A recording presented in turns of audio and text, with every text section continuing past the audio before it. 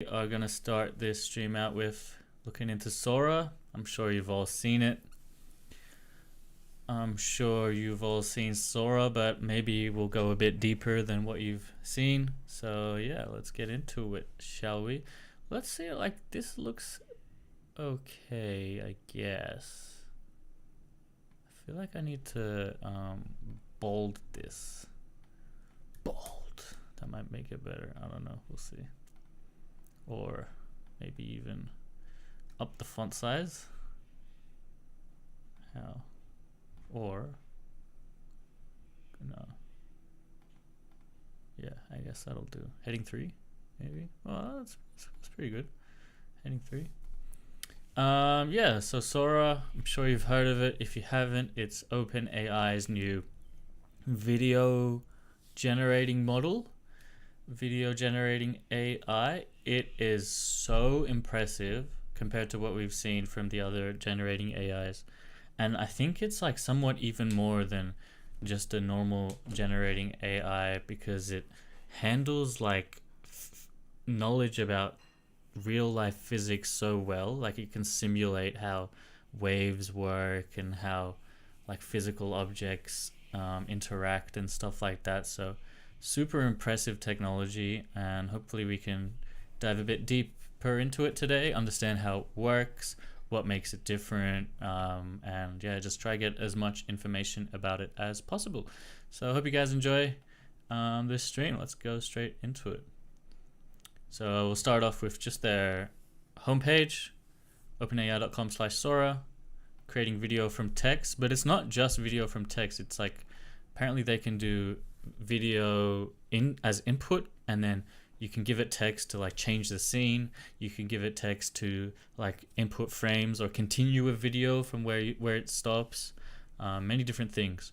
So yeah, let's read into it. We're teaching AI to understand and simulate the physical world in motion. Yeah, as I said, with the goal of training models that help people solve problems at real world interaction, including Sora, introducing Sora, our text-to-video model. Sora can generate videos up to a minute long, which is so much more than what we have seen from like Runway and Pika Labs. Advisory Labs, hey, so excited about this. Yeah, this is like some of the most exciting technology that I've seen in the past, I don't know, long time, like since ChatGPT pretty much. Yeah, so look at the quality of this. It's just insanely good quality. This is like so high definition. It pretty much looks perfect. It's like as if someone just recorded this, reflections of the glasses, everything, and this is just generated with a model. Like this video does not exist in real life. They've just generated it with AI. And they have countless examples of this. Like look, she's like in this scene in Tokyo, all these lights perfectly reflecting off the puddles. It's just crazy. Like the walking is so natural. Like you can kind of point out that she's gliding across the surface. So there's like little very small things that you can still tell that it's AI, but like overall it's super impressive. And a lot of people speculate that they've used like Unreal Engine and stuff to train the model with like lots of synthetic data. And I wouldn't be surprised if that's the case, because these kind of like kind of gliding across like with a walking animation is typical of like video engines where they have an animation of a 3D model and they just like move the 3D model over the plane, but there's no actual real physics of them like pushing against the ground type thing. But even though there'll be more examples where there's actually some physics simulation, but still very similar to what you might get in a game engine like Unreal Engine. So a lot of speculation that this was trained. I'm sure it's not just with Unreal Engine, but like a lot of the training could have been through synthetic data through like Unreal Engine or similar. So the prompt for this one was: a stylish woman walks down Tokyo street filled with warm, glowing neon and animated city signage. She wears a black leather jacket, a long red dress, and black boots, and carries a black purse. She wears sunglasses and red lipsticks. She walks confidently and casually. The street is damp and reflective, creating a mirror effect of colorful lights. Many pedestrians walk about. Like, this is quite a complex prompt. There's like at least 5, 6, 7 to 10 different pieces of separate information that it's accurately generated. where I guess you can kind of do that with DALL-E now, but if you remember the image generation models from like over a year, no, maybe like over 6 months ago, they really couldn't take that many pieces of different information into context. So we have 9 different examples on this first one. So let's look at the next one now. This prompt is: several giant woolly mammoths approach treading through a snowy meadow. Their long woolly fur lightly blows in the wind as they walk. Snow-covered trees and dramatic snow-capped mountains in a distance. Mid-afternoon light, wispy clouds, and a sun high in the distance creates a warm glow. The low camera view is stunning, capturing the large furry mammal with beautiful photography, depth of field. Yeah, and you can see they really simulated how the snow moves when the mammoth steps on the snow, and how the steam evaporation looks really nice. The snow caps. Yeah. Next one. A movie trailer featuring the adventure of the 30-year-old spaceman wearing a red wool knitted motorcycle helmet. Blue sky, salt desert, cinematic style, shot on 35mm film, vivid colors. This is awesome.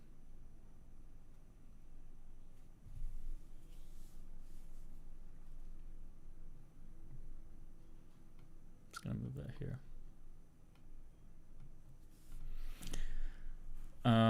Oh, did I just skip to the next one? Drone view of waves crashing against rugged cliffs. And yeah, you can see these waves are so accurate to like real life. There's still like some things you can tell. Like I can kind of tell that it's not completely real, but it's very close.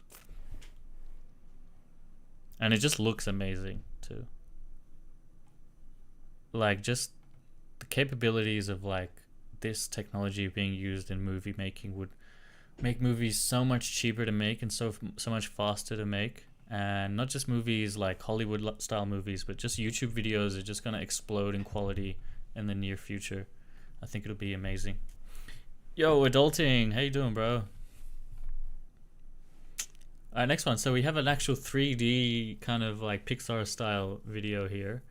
Animated scene featuring a close-up of a short, fluffy monster kneeling beside a candle. When are they releasing this?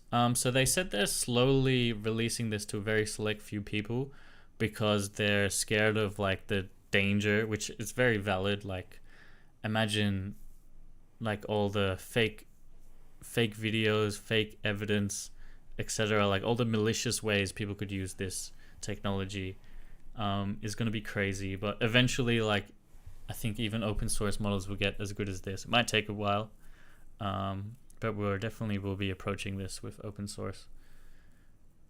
But yeah, just like how GPT-4, it took them ages to release fully to the public, they're probably going to do a similar approach with this. What's the next one? A gorgeous rendered papercraft world of coral reef. So many different styles. It's like pretty much any style you could think of, they can make it.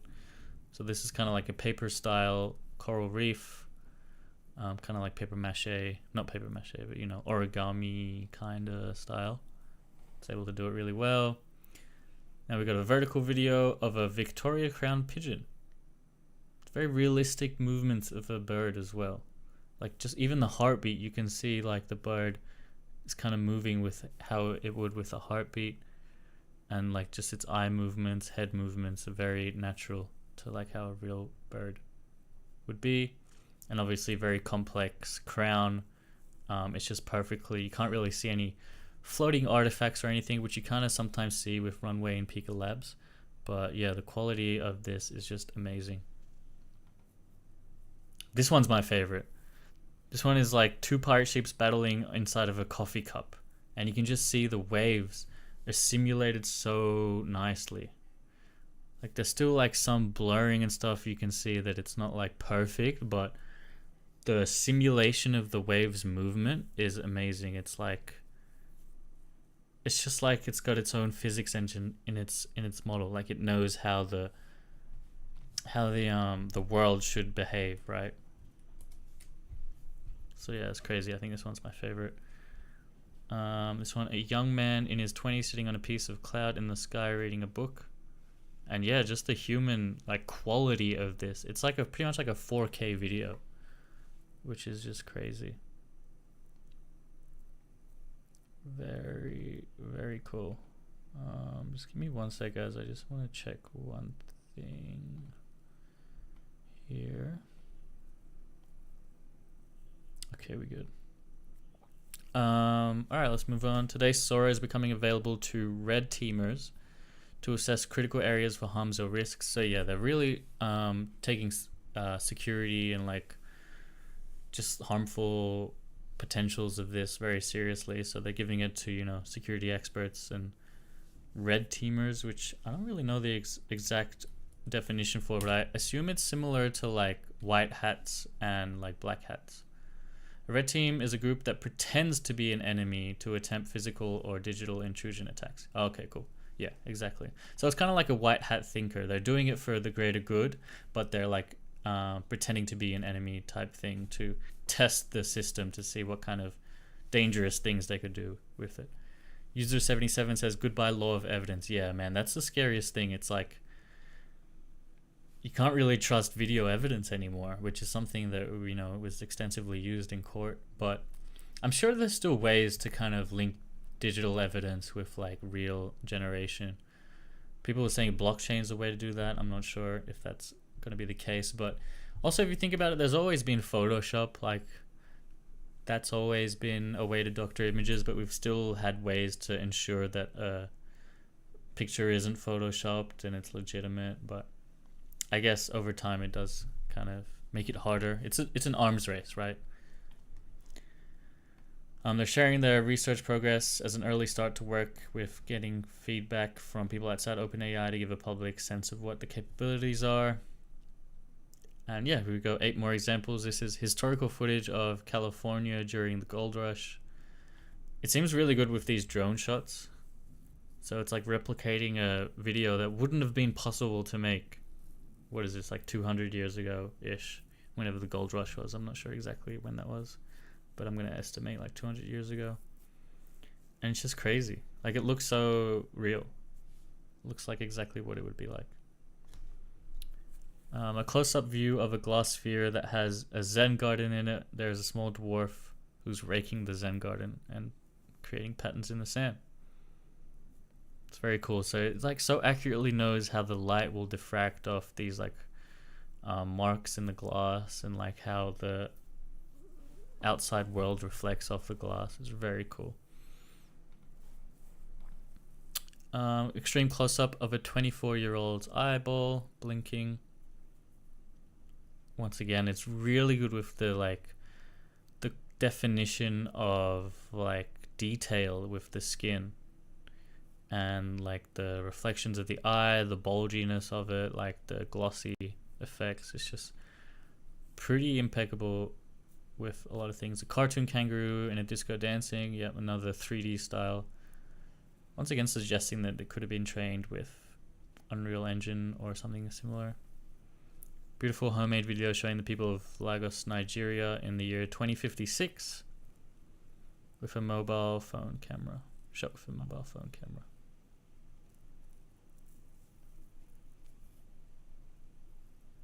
Yeah, super cool. Petri dish of a forest growing, of a bamboo forest growing within it. It has tiny red pandas running around it. Very cool. You can just make up anything with your imagination and just kind of have it. Yeah. So this one is really cool. I think in this one they kind of show it taking a video as input and being able to change it. So in here they have a camera following behind a white SUV. Oh no, that wasn't the example. Maybe it was. Should I not skip to it? They have so many examples. I don't know if I should go through all of them. But there was one, it's probably in the paper, where they show like how they can change videos and stuff. We can kind of skip to that, I guess.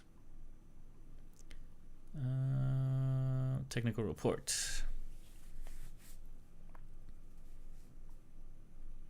We explore large-scale training of generative models on video data. Specifically, we train text conditional diffusion models jointly on videos and images of variable durations, resolutions, and aspect ratios. So they're still using a transformer architecture that operates on space-time patches of video and image latent code. Our largest model, Sora, is capable of generating a minute of high fidelity video. Our results suggest that scaling video generation models is a promising path towards building general purpose simulators of the physical world. Yeah, that's super cool. So they can like extrapolate these models and have them do like physics simulations, which is crazy, right? And so in this report, they're going to talk about the method for turning visual data to, let's see how I can make this. Here we go. Of all types into a unified representation that enables large-scale training, evaluation of its capabilities. So they kind of take inspiration from large language models, which acquire generalist capabilities by training on the internet scale data. The success of LLM paradigm is enabled in part by the use of tokens that elegantly unify diverse modalities of text, code, math, and various natural languages. In this work, we consider how generative models of visual data can inherit such benefits. Whereas LLMs have tokens, Sora has visual patches. So they have this thing called visual patches, which is kind of analogous to how tokens work for language models. Patches have previously been shown to be an effective representation for models of visual data. We find that patches are highly scalable and effective representations for training generative models on diverse types of videos and images. So I wonder what a visual patch actually looks like. So they get the frames of an image, they put it through an encoder, and that kind of takes this whole 3D cube and turns it into these sequential patches, I assume. I'm not sure exactly what a patch is, but hopefully maybe we can find out. Yo, N says, what's the name of that LLM that can run on a terminal? Was it Open Interpreter? Yeah, Open Interpreter is the open source software that use an LLM as a brain and execute tasks on your terminal. Yeah, it's called Open Interpreter. Very cool software. Open-Interpreter by Killian Lucas on GitHub. How you doing, N? At high level, we turn videos into patches by first compressing videos into a lower dimensional latent space and subsequently decomposing the representation into space-time patches. That's very cool. I wonder if they define this. Oh, they do later on. But before that, the compression network, they train a network that reduces the dimensionality of visual data. This network takes raw video as input and outputs a latent representation that is compressed both temporally and spatially. Ooh, very cool. So I think that's kind of like a vector space, a latent space. So it's like there's different dimensions, space and time, and like there's bits of information, points of data inside the space that move over time, kind of thing. That's how I understand it. I could be wrong, but that is my understanding, trying to explain it simply. So I can do a very simple explanation. Keep in mind that this could be wrong, but I feel like it could be it's a good approximation at least of like what it could be like. So, and then we'll learn later if I was right or wrong as well. So that'd be a good test.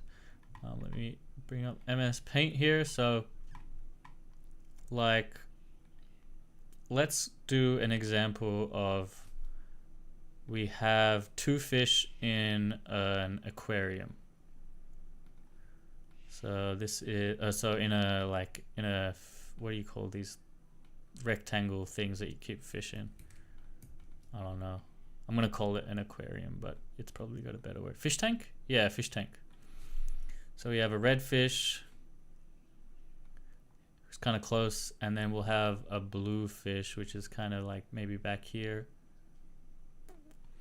And then if we want to represent this in a latent space, we can kind of like abstract this fish box to have like 3 dimensions in this physical world.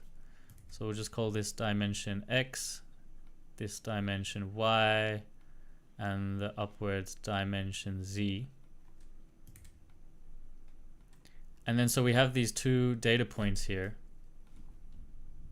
I should have probably done that in green, but like, yeah. So we can like vectorize these data points, and what this means is like for each fish, we can turn them to a vector. So if this red fish is here, it's kind of gonna have the vector of, we'll do X, Y, Z. So let's just say this is 2, 1, 3. So it's kind of like 2, 1, 3. Right, and this is like a data point in this latent space. This is my understanding. I could be wrong here, but I think this is pretty good and similar to how LLMs work as well. And then over time, we can say over time to kind of get space is another dimension. Now, because we can't really visualize the 4th dimension too well, I'm gonna just keep creating these boxes. And you kind of think of this dimension, I'm going to call it T. If we had another dimension, it's kind of overlapping the Y dimension here, but it would like in reality probably be perpendicular, which means at a 90-degree angle to it. But we can't really visualize that. So I'm just going to call it T. And then over time, this 213 thing could change. So this fish could be moved like over here, like in the next second, you know, like 3. So it's over here. And then just analyzing these relations between how these points of data move over time is, I think, how this works. So each kind of time space thing could be compressed into a space-time latent patch, supposedly. So yeah. Maybe that's how it works. Maybe we have like an extra dimension here for T. So this is like T0 and then T1, etc. I don't know. That's my best way of trying to explain it. I could be wrong. Hopefully we'll challenge my thoughts throughout our research today, because we will be reading a lot of technical documentation on how Sora works. So yeah. So we just read this network takes raw input as video and outputs a latent representation that's compressed both temporally and spatially. So temporally time, spatially space, obviously. So I kind of, in that example with the fish tank, we had 3D space and then 1 dimension of time, which I think is probably accurate. Yeah, but we'll see. And then they also train a decoder that takes that space-time patch and generates it back into 2D pixels, which is very cool, right? 2D pixels over time, because it's a video. So let's see if that's true with the space-time latent patches. Oops, sorry. So given a compressed input video, we extract the sequence of space-time patches which act as transformer tokens. This scheme works for images too, since images are just videos with a simple frame. Our patch-based representation enables Sora to train on videos and images of variable resolutions, durations, and aspect ratios. At inference time, we can control the size of generated videos by arranging randomly initialized patches in an appropriately sized grid. Okay, that's interesting. So they're able to output at specific ratios by arranging these randomly initialized patches in an appropriately sized grid. Okay, so maybe this is the patches they have of the information. But then if they're going back in this direction to the pixels, they arrange these patches in such a way that it's the right aspect ratio. So does that mean for each patch it contains, yeah, so it compresses this whole layer. So I think there's like pretty much 2D layer of like where everything is, where this butterfly is, into one token, one patch, which contains this whole information. And that way when they're going back, they can take this one patch but only express it in the certain aspect ratio that they want. All right. Scaling transformers for video generation. Sora is a diffusion model. So diffusion model is pretty much what Stable Diffusion and Midjourney are. So they kind of start with this like very noisy, low resolution image, and then at every step they kind of add more definition, add more resolution till they get to, I think you can keep going forever theoretically, but obviously you'll reach a kind of peak and they kind of stop it at a given level. Big Smoke, what's good? We all gonna be in court? Oh man, that's interesting. Everyone's suing each other with like fake information. Do you think that could be a future? We'll see. So, hold up. Yeah, just like I said, given noisy patches, it's trained to predict the original clean patch. Importantly, Sora is a diffusion transformer. Transformers have demonstrated remarkable scaling properties across various domains, including large language models, computer vision, and image generation. In this work, we find that diffusion transformers scale effectively as video models as well. Below is a show comparison of video samples fixed with fixed Cs as inputs. As training process, sample quality improves as compute increases. Yeah, so it seems like the more compute you give it, the better quality it is. So this is like base compute of a dog playing in snow. And obviously you can't even really tell that it's a dog. It's very deformed. It's got like 6 legs at one time. It doesn't have 2 eyes. It's very weird. And then we add some more compute, 4x compute. Okay, you can really tell it's a dog. It's got a beanie. It works well as a human in the background, but it's quite blurry and not very detailed. Then you add 32 times compute, and wow, you can see the grass in between the snow. The dog is like animated with its fur. There's lots of things going on in the background. So yeah, the more compute you give it, the better it does. Variable durations, resolutions, and aspect ratios. The past approaches to image and video generation typically resize, crop, and trim the videos, but they find that training on its native size provides several benefits. Sora can sample widescreen videos, vertical videos, and everything in between. This lets Sora create content for different devices at their native aspect ratios. It also lets us quickly prototype content at lower sizes before generating full sizes. Oh, that's a very cool concept. Because they can have control of what resolution they want to output at, they can prototype something at a low resolution. So that means it'll be cheaper and faster to produce. And then if it works, they can like iterate the prompt, make it so how they want it. And then once they find something that works really well, they can then output it at full resolution, which is really cool. I wonder if they show that here. Not really.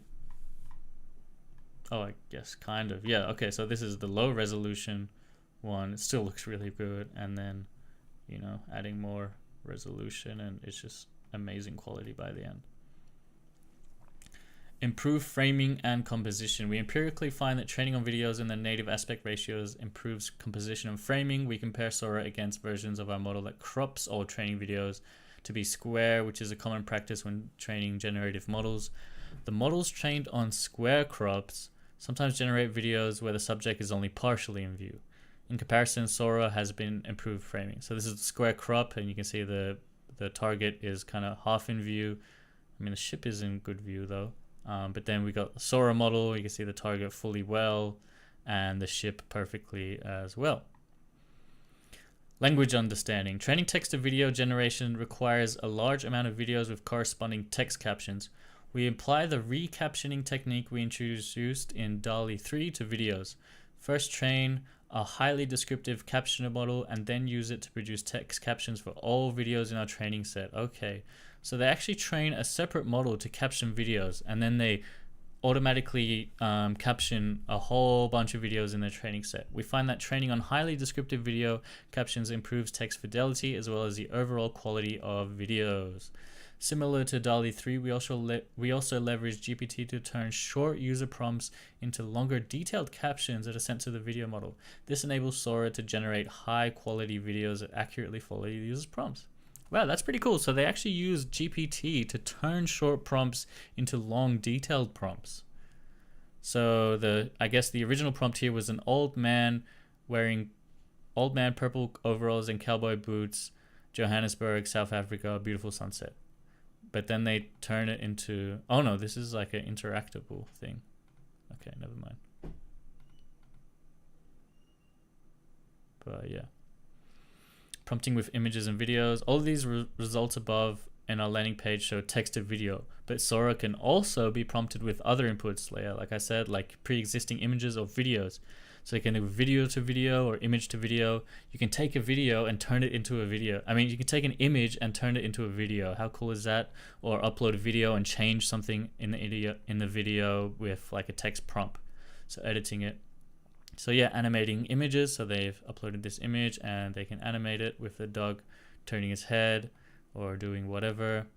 There's an animated 2D animation, animated text in clouds.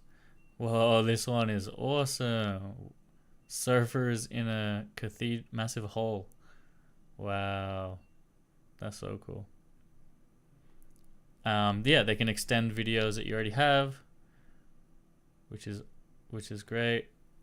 And they can use this method to extend a video both forwards and backwards to produce an infinite loop. So they can like link the end of a video to the start of a video. And then it's kind of like a infinite loop.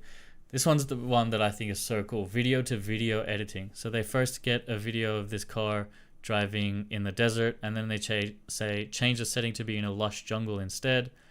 And it's very cool. I mean, the car does change, but the overall path and like the color of the car, it's very similar. That's interesting though, the car does change. So I mean, because the path is similar, you could mask it out manually, but I'm just wondering how, like, maybe later on we'll get into the limitations. Maybe it's hard to keep the same exact car or something. This is cool. Change the setting to a 1920s old school car in a like old school street. Oops. Whoa. Connecting videos. You can use Sora to gradually interpolate between two input videos, creating a seamless transition. That is very cool. Whoa, so it turns into a butterfly.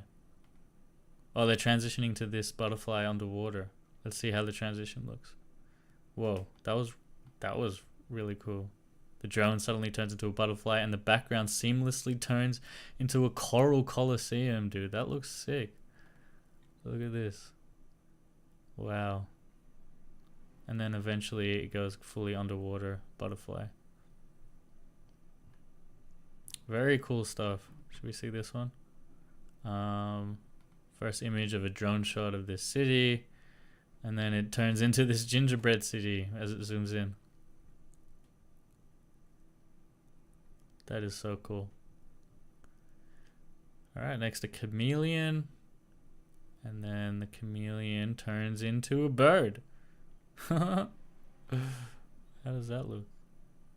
It's very like gradual and like pretty cool transition. You can see it's got like feathers now, and then it turns its head and then more feathers appear. So cool, and eventually turns into that bird. This Range Rover, well, Dane Dover, turns into a lion or a cheetah or something in a jungle. That's crazy. Kalashnikov, what's up, bro? Oh yeah, this old Gold Rush California turns into an underwater city. Wow. These transitions are very cool. Sora is also capable of generating images. Yeah, I mean, that's just one frame, so there's no surprises there, really.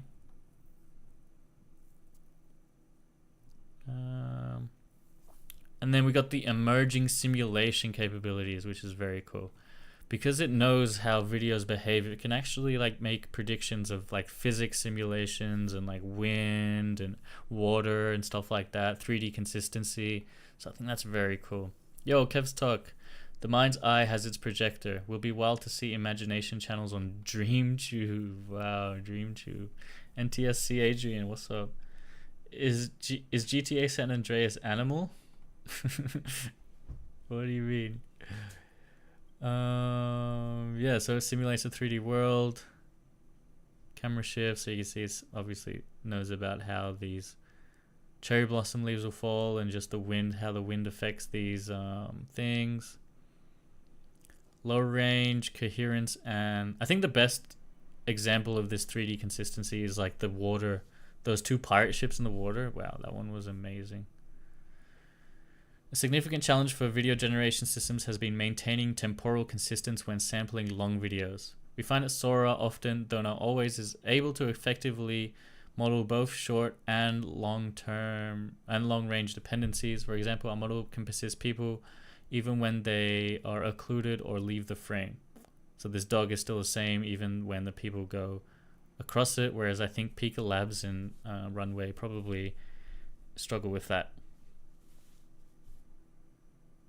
We've got a robot, and I guess it changes scenes here, but the robot is still the same, which is very cool. Interacting with the world. Sora can sometimes simulate actions that affect the state of the world in simple ways. For example, a painter can leave new strokes along a canvas that persists over time. That's super cool. Or a man can eat a burger and leave a bite mark. Wow, so they're able to like accurately add these strokes into the painting. Very cool. And the bite in a burger, and you can see the bite mark pretty much aligns with his mouth. This one is cool too, guys. Simulating digital worlds. So Sora is able to pretty much simulate Minecraft. We got Minecraft in Sora. So I think this one was hunting a pig. And you can see it's hunting a pig, and it even has all the like Minecraft effects. I guess I don't show it in this one. Maybe in this one. Sharon, thanks for the live. Is it gonna hit the pig? Hit the pig. Oh, they don't. I've seen one where it actually hits the pig, but I guess it's not here. Discussion. All right, let's see what they think. Sora currently exhibits numerous limitations. All right, now they're going to talk about the limitations. For example, it does not accurately model the physics of many basic interactions like glass shattering. Okay. Other interactions like eating food don't always yield correct changes in the object state. We enumerate other common failures of the model, such as incoherencies that develop in long duration samples or spontaneous appearance of objects. We believe that the capabilities Sora has today, demonstrated scaling of video models, is a promised path towards the development of capable simulators of the physical and digital world and the objects, animals, and people that live within it. Oh, that's the end of the paper. Damn, I was hoping for more. But still, very cool, guys. And I have some more links around this. I don't know if they're only going to show what we just saw, but let's have a look. So I found this Instagram reel. I think it's probably just what we saw. I doubt it's anything new, but we can have a look. Oh no, we haven't seen this. Oh, this is from the Twitter. So Sam Altman said, we'd like to show you what Sora can do. Please reply with captions for the video you'd like to see, and we'll start making some. So Mr. Beast said, can we see a monkey playing chess in the park? Here we have a monkey playing chess in the park. Very cool. Obviously the chessboard isn't fully accurate, but it's definitely a monkey playing chess in the park. There's no doubt about that. Kate said, an instructional cooking session from Homemade Gnocchi, hosted by a grandmother, social media influencer, set in a rustic Tuscan country kitchen with cinematic lighting. And yeah, pretty accurate. You can see it has no trouble with hands and humans. And the food kind of looks like it adds more and the spoon loses it. These are just small inconsistencies. I think that's like one thing. It's like these models probably gonna struggle with inconsistencies of everything. So if it's a really large complex scene, it's probably going to be easy to find like small inconsistencies in the video. So like, these are just like some ways that, you know, you could provide stronger evidence in court and stuff. NTSC Adrian says these vids are going to have some form of identification. Yeah, so I think that's one thing that OpenAI is working on, is to somehow watermark all of these images in a way that it's easy to tell that they are generated and not real. Otherwise, geopolitical landscape will be interesting. Yeah, I mean, it's going to be interesting regardless. Like, things are getting very interesting. 2 golden retrievers podcasting on top of a mountain. I love this. This is so cute. I love golden retrievers. And yeah, they got a nice rug in there and a mountain doing a podcast. Super cool. What else? Futuristic drone race at sunset on the planet Mars. Very cool also. Let this one run. I don't know how long it goes for. Oh, that was it. What else? Half duck, half dragon flies through a beautiful sunset with a hamster. It's kind of flying backwards. Dressed in adventure gear on its back. Yeah, so cool. You can literally dream up anything, it seems. A wizard wearing a pointed hat and a blue robe with white stars casting a spell that shoots lightning from his hand and holding an old tome in the other hand. Yeah, so you can see like the lightning doesn't look great. It's kind of weirdly simulated, but that's cool. So we get to see that this is obviously isn't a super perfect model, but it's just still so very good compared to what we've seen before. A street level tour through a futuristic city which in harmony with nature, also simultaneously cyberpunk high tech. This city should be clean with advanced futuristic trams, beautiful fountains, giant holograms everywhere, and robots all over. So it's pretty accurate, but I don't see any giant holograms. Have the video be of a human tour guide from a future showing a group of extraterrestrial aliens, the coolest and most glorious city humans are capable of building. So yeah, it seems like it's missing out on some of the details still, but like mostly pretty accurate. A bicycle race on ocean with different animals as athletes riding the bicycles with a drone camera view. This one's so cool. The way that it's got like the dolphins to have legs, or orcas, I guess. This is like so cool. And yeah, that was it. What's the next one? Jim Fan.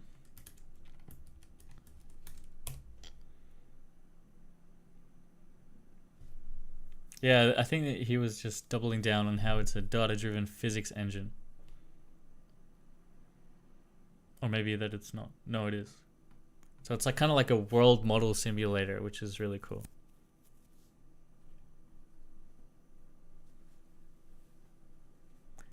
Yeah. And then this one, shouts out to Vincent. They've made this article on Towards Data Science. Vincent Koch. I'm not sure if that's how you pronounce it. Apologies, Vincent K. So if you guys are interested in technical deep dives, Vincent does great diagrams and explanations of this type of stuff. So definitely check him out. He posts on LinkedIn a lot. I'm not sure what other platforms he's on. Obviously Towards Data Science or Medium or whatever this is called. Yeah. Check him out. Kev's Talk says, even our most advanced models of reality are incomplete, and we've been at it for a few thousand years. Yeah. I mean, yeah. It's like probably going to be a while till we get like perfect models. And by that stage, we probably understand like physics and everything really well. But like this is like such a big leap compared to what we've had. Cario, Sora multimodal is a GG. Yeah, it's gonna be like revolutionary for sure. Oh, we haven't seen this. Sora demo cat on bed.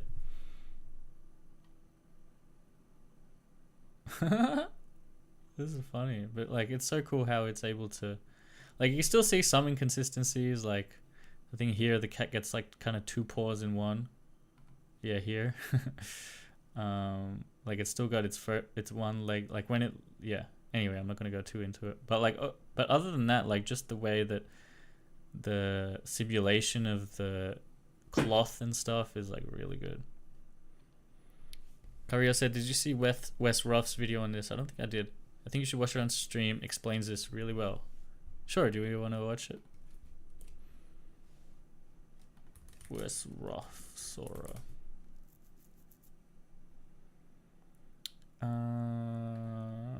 Was it the one 2 hours ago? Or 2 days ago?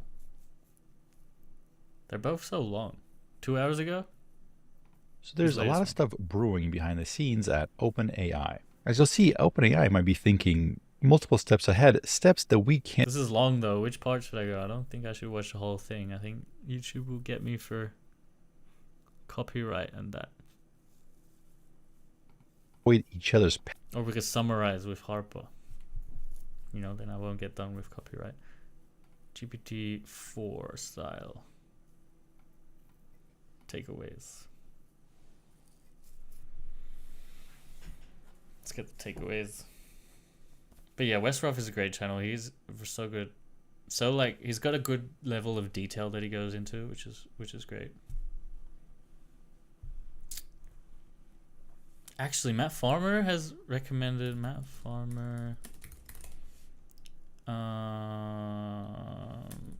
this app, which I should get. I haven't tried it. Is a Perplexity AI creator. Tube on AI. I want to try this one. Tube. Apparently, it like summarizes YouTube videos in a nice way that turns it into like a podcast. So you can just like listen to it, but like it's a summary of like a whole playlist. I want to try it out. There's like a mobile app for it. Oh, I'll get it later. But yeah. All right, a lot of takeaways here. OpenAI is just the tip of the iceberg. There's probably more substantial advancements behind the scene. Can we make this bigger? Oh yeah. OpenAI's generation model is nearing a point where AI-generated video could be indistinguishable from reality. Watch the last 4 minutes of this video. Okay, let's see. We can do that. That won't take too much time. 4 minutes, so 28. The light cathedral engine, sort of how it would render the 3D space of a building. It does not look like. Ghanshyam says, do you think OpenAI ran away from their primary goal of being an open source company? Yeah, it's definitely not their primary goal. They've obviously been closed source for many years now, and it seems like they're doing a lot of things for profit, kind of. But I still think like ethically they're doing things correctly. Like obviously this technology is kind of not great in everyone's hands. Like if they open sourced it, it would be a bit chaotic. So I'm not too criticizing of their methods, but yeah, they're definitely not fully open source. It is a bit contradictory. Like any of the other AI video generation things that I've seen. And the lighting too seems like actual lighting. It doesn't seem like just texture. It looks like it's a light source. Now take a look at this video. I had half a mind to just have it loop infinitely and not say anything, but I won't do that. So apparently you can also use Sora to produce an infinite loop, a seamless infinite loop by infinite. A butterfly, like a drone, like images, that video abilities.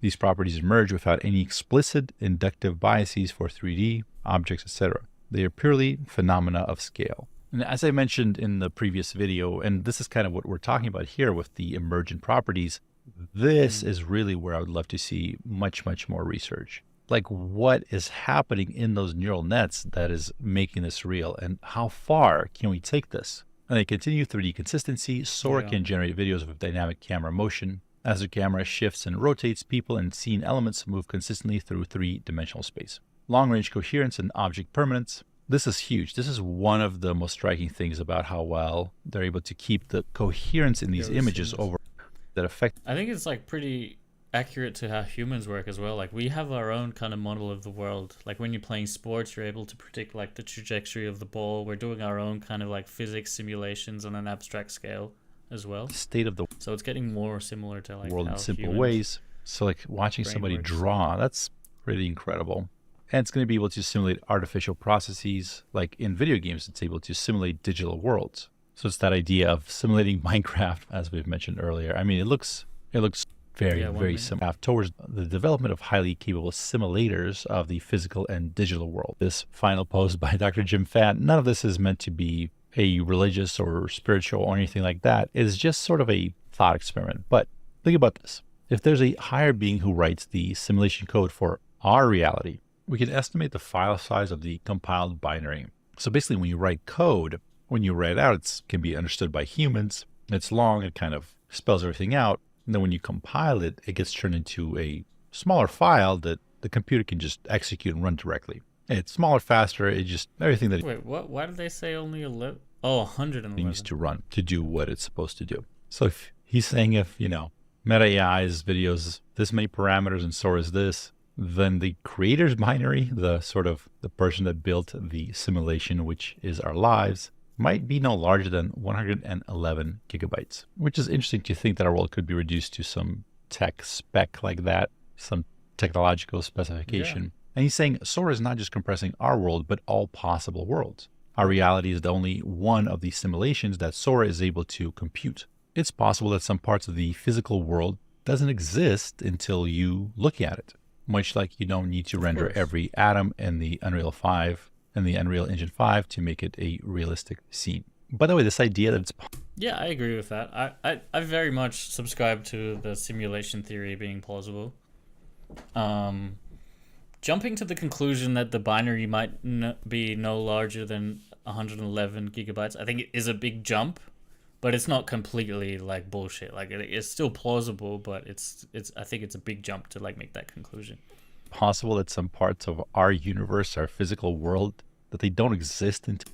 I think this is also very legit. Parts of our physical world don't exist till you look at it. Like we have the wave collapse theory and like Schrodinger's cat thought experiment. Like just a lot of these inclinations that kind of prove that you as an observer have an effect on physical reality. Like that's kind of been mostly proven. Until you look at it. Does that sound like nonsense to you? Because it is true. This is literally true. You know how some people act differently if they're aware that somebody's watching them? Yeah, for sure. Lots of like science to kind of back that up. It's pretty crazy, but it's super exciting to the world we get into. It's like, are we going to be the creators of more universes? And then there's just like infinite universes and we're just in this one. And then it's like, I don't know. Where do we go from here?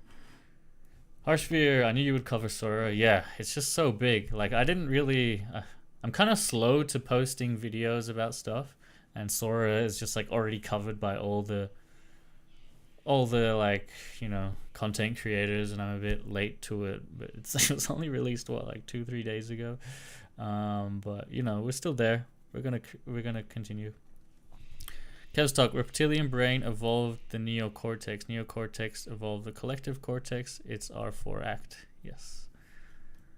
But yeah, I was gonna go into this paper by Vincent. I think he goes even deeper, so it's great. Like, let's go deeper. Let's go as deep as we can. Try to learn as much as we can about this, because it really seems like it's kind of the biggest technology, like the most potentially impactful technology we've seen in, I don't want to say our lives, but it's in a long time. Like, it's definitely top 10, like Sora type, like just an understanding of the world, a world simulation type model is just amazing. Tauba, thanks for the gifts. Good to see you. Harshveer says, I was also working on text to video when I joined your stream. If you remember, I was talking about multimodal end-to-end trained agents, and then OpenAI released Sora. Bruh, more papers to read. Yes. No, it's good that you're working on it. Maybe you can find some niche or some little thing that they haven't considered, or something to add to the discussion. Okay, how Sora's unique approach transforms video generation. We've seen GANs, autoregressive diffusion models, all with their strengths and limitations. Now Sora introduces a paradigm shift. They combine both diffusion and transformer architectures to create a diffusion transformer model that's able to provide features such as text to video, image to video, video to video, extending a video, creating loops, image generation, creating a video in any format, simulate a virtual world. This one is cool. This virtual world, like we've already seen, they've created Minecraft, right? Well, they've created a visualization of Minecraft, but imagine in the future where they could generate every frame live on the fly and also have your input influence the generation. So it's like you have your own game created off just a text prompt, your own virtual world created off a text prompt, and you're able to play that game without like any coding, any hard coding. It's all just generated through this model. It's all kind of imagined frame by frame and takes your input into consideration. I think that is so cool, guys. Creating a video.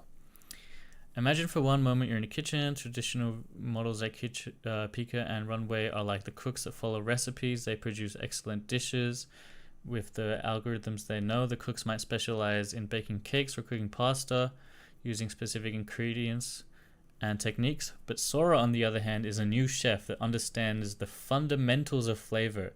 They don't just follow recipes, they invent new ones. The flexibility of Sora's ingredients and techniques is what allows Sora to produce a wide range of high quality videos akin to a master chef's versatility. Yeah, that's crazy. Cario says, are you familiar with how Stable Diffusion does noising and denoising? Yeah, I know at a higher level how these diffusion models work. So yeah, Sora is also using a diffusion model, but a diffusion transformer hybrid type model, it seems. The core of Sora's secret ingredient is exploring the space-time patches. Yes, we've briefly covered that at the start. These space-time patches are the heart of Sora's innovation, built on the earlier research by Google DeepMind on Navit vision transformers based on a 2021 paper. An image is worth 16 by 16 words. That's a cool name for a paper. So if we have a look at this, there's a transformer encoder that takes these images. Okay, so the images themselves are kind of split up in little segments, patches, plus positioning and embedding. Okay, that's very cool. And I guess they're classed with an MLP head. And transformer. Encoded. Traditionally, with vision transformers, we use a sequence of images, patches, to train a transformer model for image recognition instead of words for language transformers. The patches allow us to move away from convolutional neural networks for image processing. So take an image, turn it into patches, and token drop.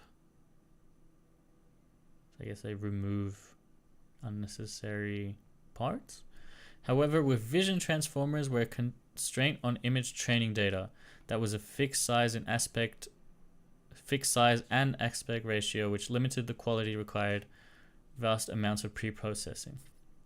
By treating videos as a sequence of patches, Sora maintains the original aspect ratios and resolutions, similar to Navit's handling of images. This preservation is crucial for capturing the true essence of visual data, enabling the model to learn from a more accurate representation of the world and thus giving Sora its near magical accuracy. The method allows Sora to efficiently process a diverse array of visual data without the need for pre-processing steps like resizing or padding. This flexibility ensures that every piece of data contributes to the model's understanding, much like how a chef uses a variety of ingredients to enhance a dish's flavor. The detailed and flexible handling of video data through space-time patches lays the groundwork for sophisticated features such as accurate physics, simulation, and 3D consistency. These capabilities are essential for creating videos that not only look realistic but also adhere to the physical rules of the world, offering a glimpse into the potential for AI to create complex, dynamic visual content. And they talk about how they trained it. Sora leverages a vast and varied data set, including videos and images in different durations. It's able to recreate Minecraft, is likely also included gameplay and simulated world footage from systems such as Unreal or Unity in its training set. Yeah. This brings Sora to a generous model like GPT-4 is for text.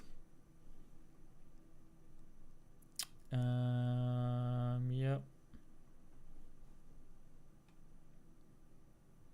Okay, so I didn't go too much more technical into nothing we already covered. Still very cool. Yeah, I think that's pretty much all the information I found on this. Hold up, I gotta do this capture thing every hour, it seems, for a TikTok. Okay, just to let them know that I am not a bot. Pretty annoying, but you know, you do what you gotta do, and then it won't let me minimize it. Great, thanks TikTok. You're a cool piece of software. All right, we'll continue. That's OpenAI Sora, and the next big news is Gemini 1.5, guys. This one is pretty interesting as well. So Google released Gemini. Well, I don't think they released it. They announced Gemini 1.5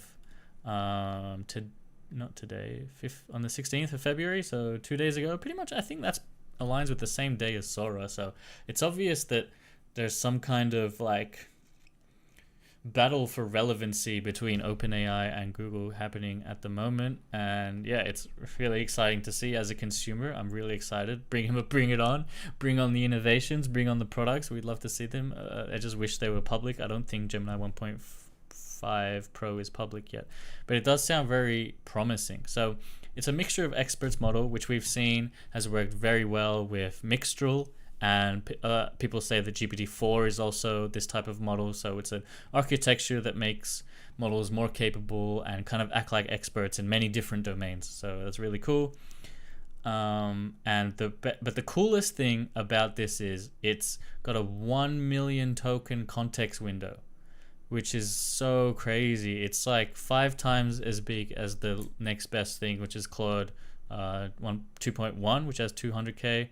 GPT-4 Turbo only has 128k, but 1 million times context window, and it's multimodal. So it can take 1 hour of video, 330,000 lines of code, 11 hours of audio, 700k words, and you know why that's cool? Because look at this Twitter post. Someone has compared taking like a whole bunch of Gemini. Oh, this is just, yeah. I don't know, is this from Gemini 1.5? Yeah. Like 3 hours of video, and it's able to answer questions successfully about the whole video. 3 hours of video or 22 hours of audio.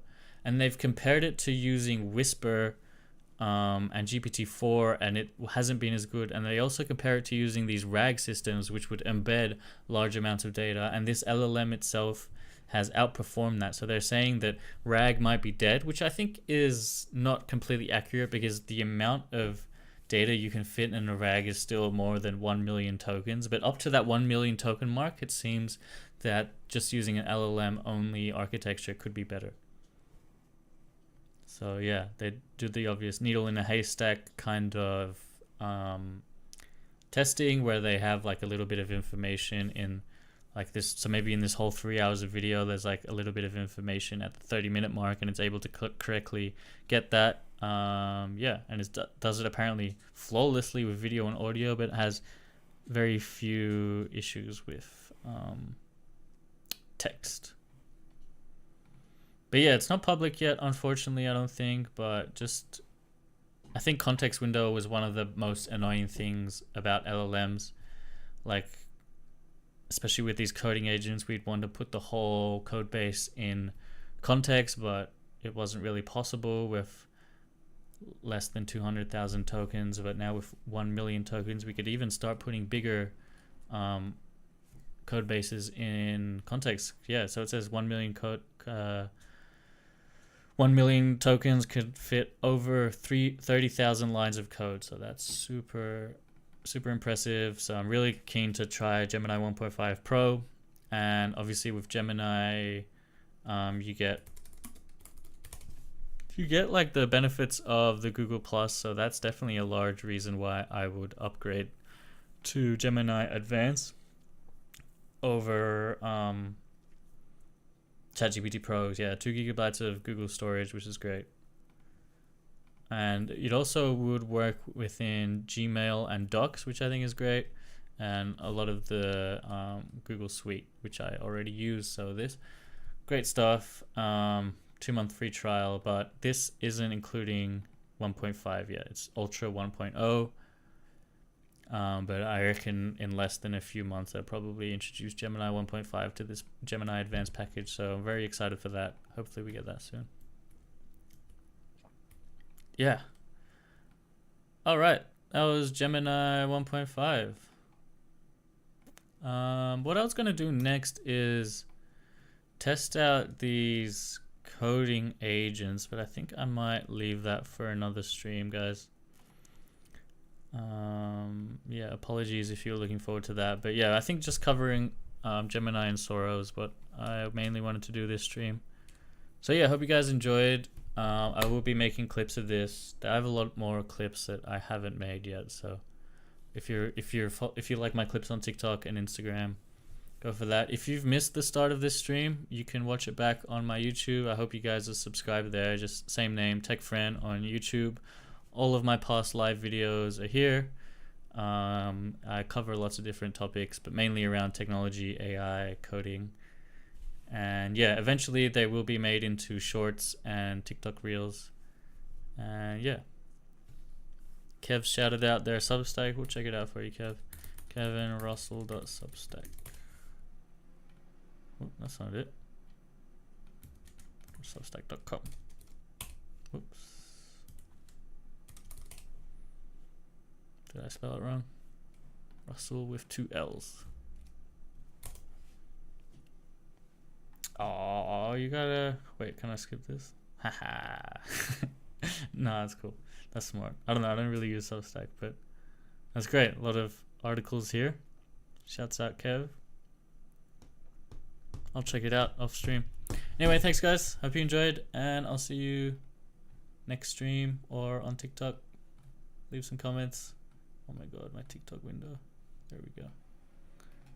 I'll see you then. Peace. Wow, this thing is so annoying. There we go. Bye.